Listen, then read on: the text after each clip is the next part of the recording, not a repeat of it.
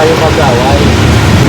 Ito naman ito yung nasarap na kayo simbahan. Ano, dumiritso na niya kayo. Diretso na kayo, ano, kasi dapat hindi na kayo nag-hinto. Diretso na kayo para wala ng gulo. So ayun po mga kalingap, magandang hapon sa lahat dito po sa aking channel. Mga kimarites tayo, balita ko mayroon pong nangyaring shooting dito kahapon sa pagitan ng mga kasama natin at kay Doc Lab. Ito po mga kalingap yung nangyari. Yan, sa lugar na to. Kabuhan tayo ng masalong-salong yung mga kalingap para i-update yung ating mga pinupuntahan at binablog doon. Dito lang tayo para makishusyo kung ano po yung mga nangyari at makibalita na rin. Makibalita kung ano po yung dahilan kasi medyo mainit po ang sitwasyon.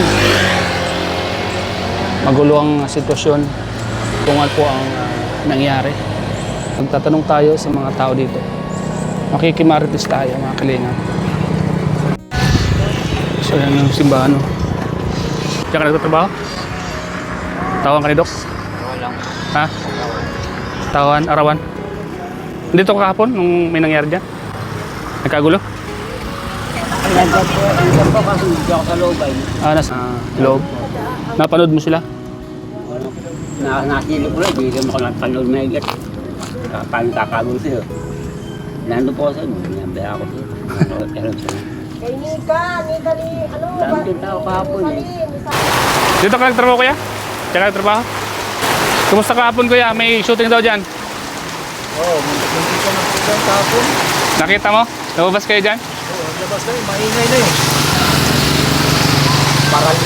Paraluan na yung dalawa eh. Naglabas na yung tropa ng ano ni Matubal. Anong linabas? Ano lang yung mga Kahoy.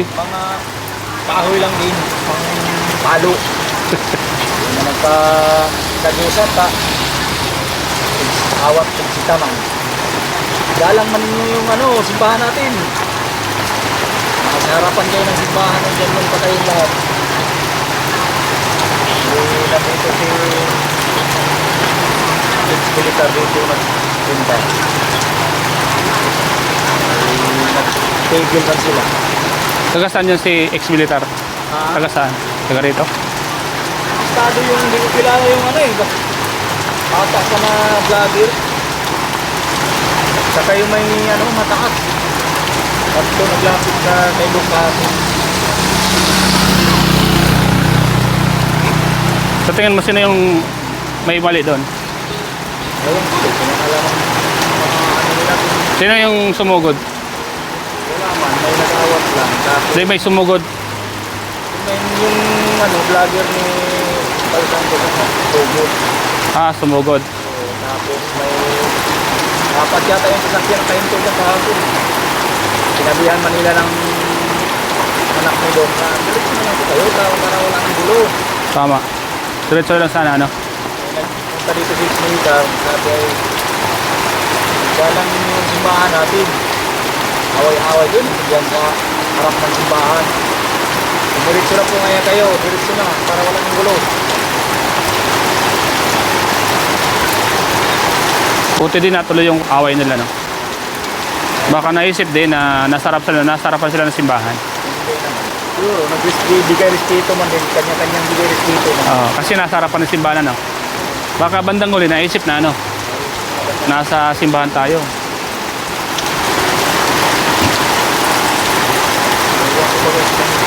Ewan ko kung ano mga problema nila. May mga personal na problema. Pag ano, dapat pag-usapan na lang, ano? Mahirap magkakaroon ng kompromiso. Madali man pasok sa mga ganyang bagay. Ang paglabas, Mahirap. Mahirap labasan. ay maganda man yung patubuhay nila kasi mga vlogger sila. Hindi naman sabihin na kung magandang masyado, hindi naman mayaman. Hindi. Ganun na, pampanti na sana sa buhay.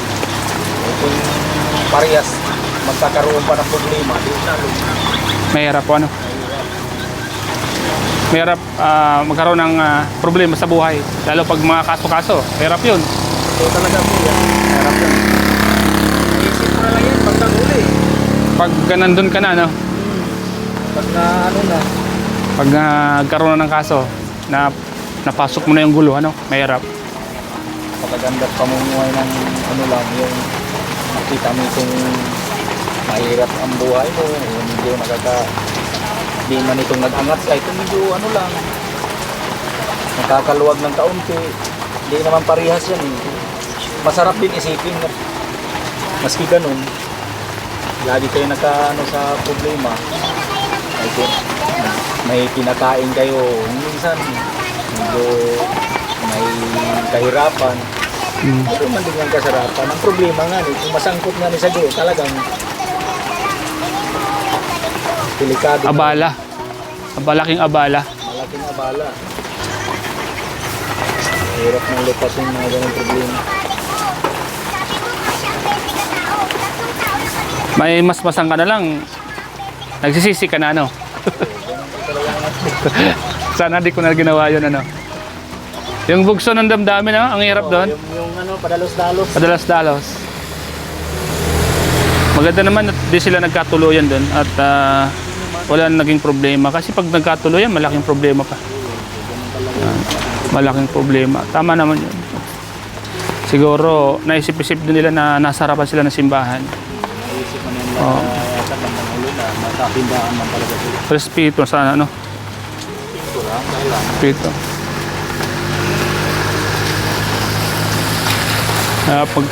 Yan pa naman, no? Napanood ko yung video nila dito.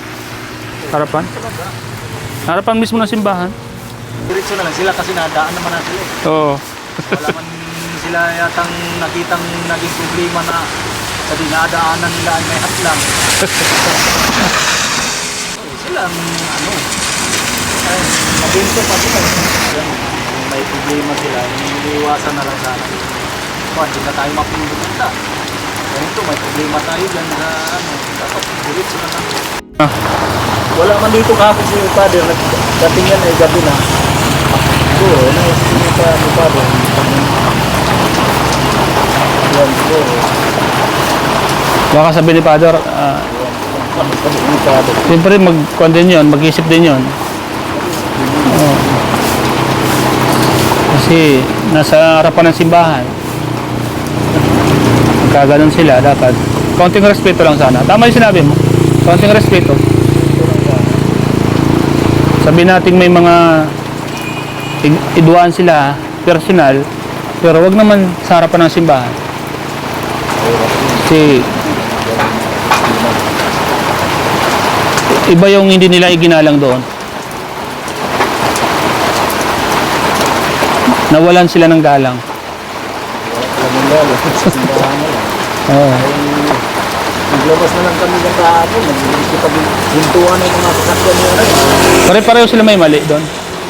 Parehas talaga, sila na mali. Oo.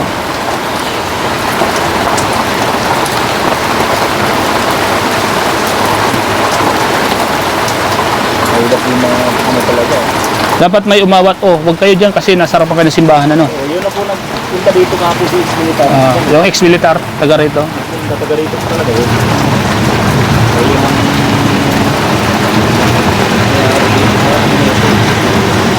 sabi yan na huwag na kayo mag-away. Ito naman ito yung nasarap na kayo simbahan. Kaya dumiretso na niya kayo. Diretso na kayo, kasi dapat hindi na kayo hinto. Diretso na kayo para wala ng gulo. Tama naman yung ex-militar. Kasi kung dumiretso, walang mangyaring gulo. Wala mangyayari. Wala naman din naman sila yata binabato. Wala man yata wala namang naging problema na hadlang na pagpatakbo sa sasakyan nila. Dapat ay diretso na lang.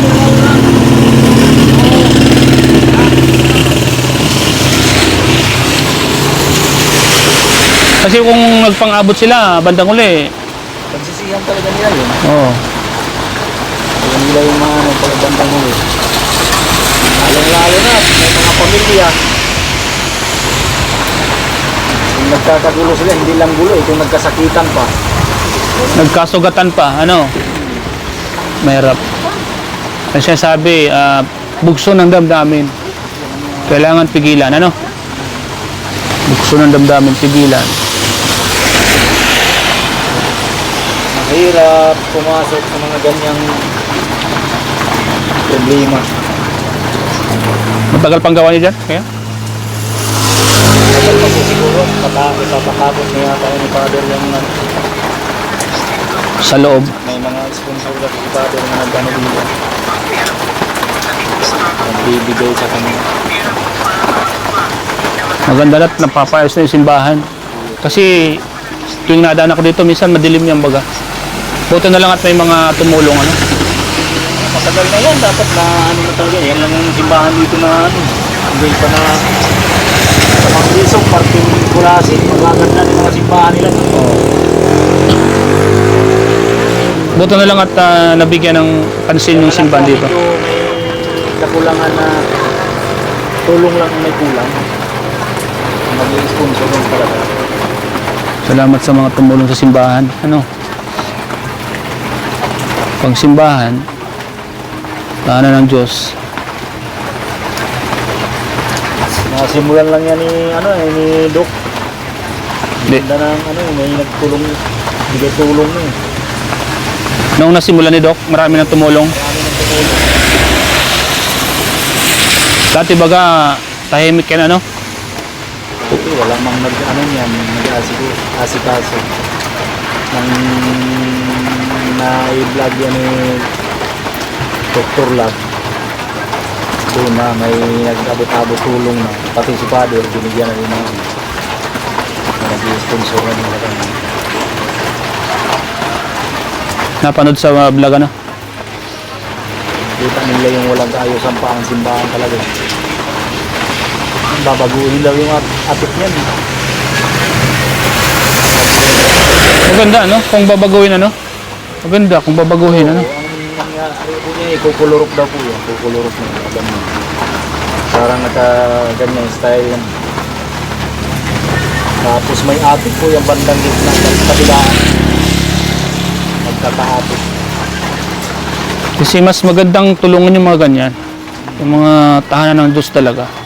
Ganun sana. Oo. Yan yung pag tumulong ka dyan talagang hindi mo panginayangan, ano? Kaya mas maganda yung matapos kasi yan yung number 1 na kailangan dito eh.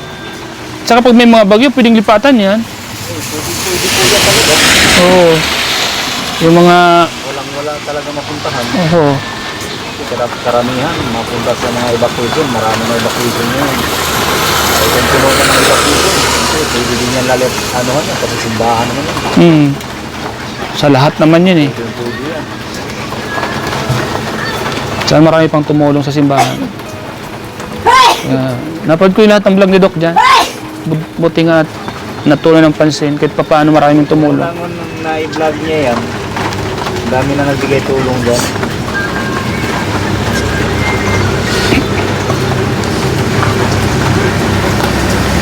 Kasi napanood ng mga taga-ibang bansa, ano? Mga taga-ibang bansa nagplano dyan. Papadala talaga.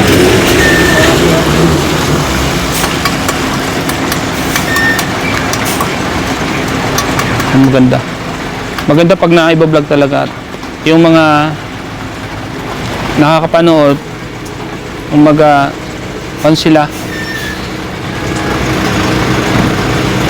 Nakikita nila yung mga kulang, naawa sila.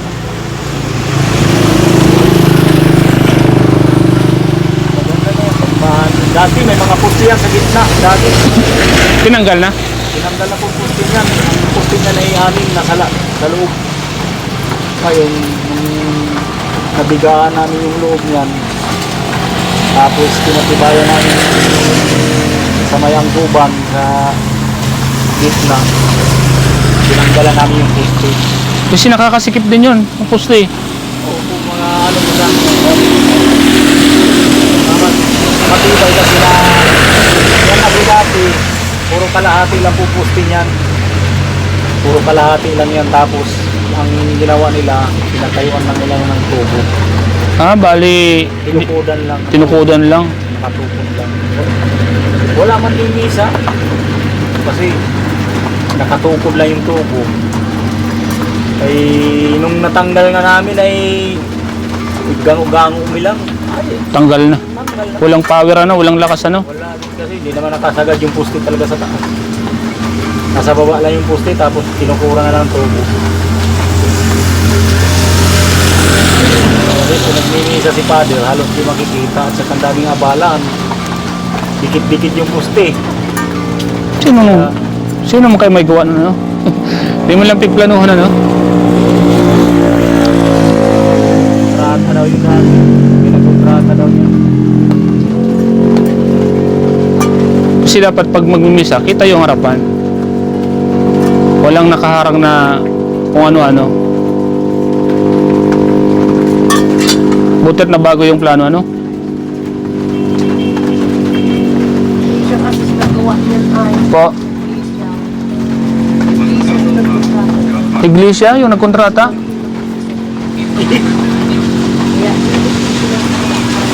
Hindi siya pa nagkontrata. Bakit gano'n?